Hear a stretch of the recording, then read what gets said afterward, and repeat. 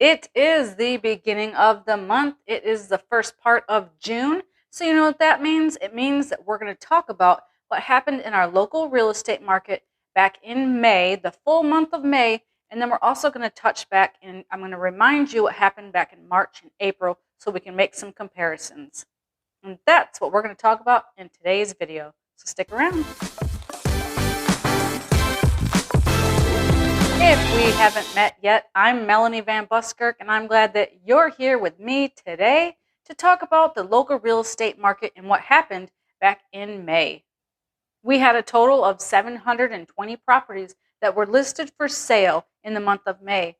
And back in April, we had 579. So we finally did see a pretty good sized jump from one month to the next. Over a 30-day period, we saw a nice big jump from 579 to 720. And I'm very happy to see that. In March, we had 618 houses that were listed for sale. And as a matter of fact, last year at this time when we talked, there had been 666 houses listed for sale in the month of May.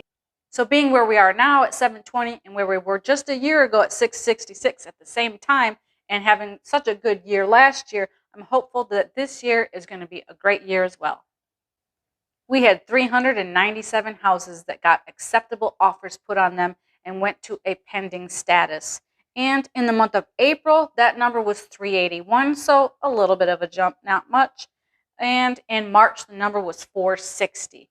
Now, in the month of May, out of that 397 properties that were listed for sale, 246 had just been listed in May and then went pending almost immediately in that 30-day period. We had 565 closings that took place, so those are our solds. And in the month of April, that number was 454, and in the month of March, we were at 522.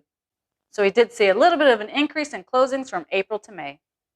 41 houses that were listed for sale 6 months ago or so expired in the month of May. That number is pretty average for an expired, nothing really unusual there.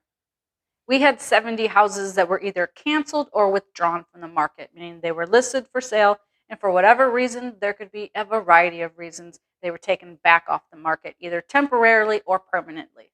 So that number was 70 for May, 74 for April, and 58 for March. That's a pretty consistent number, nothing too big happening there. Right now, in total, we have 656 houses available for sale in the entire Northwest Louisiana area.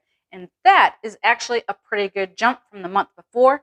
In April, we had 502, and I was hoping to see an increase in inventory, and I finally got it. And I'm very excited about that, and I hope that you are too.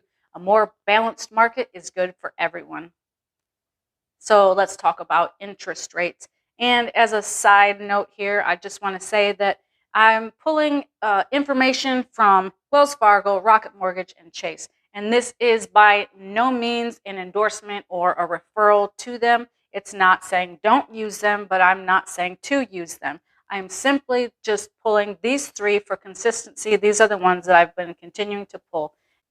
When we talked last month, Wells Fargo was at 5.125% for their interest rate, and Rocket Mortgage was at 5.375%, and Chase was at 5.25%. Now today, when I checked just a little while ago, and it does fluctuate all the time, but when I checked just a little bit ago before I started filming, we were at 4.875 for Wells Fargo. We were at 5.5 for Rocket Mortgage, and staying the same for Chase at 5.25%.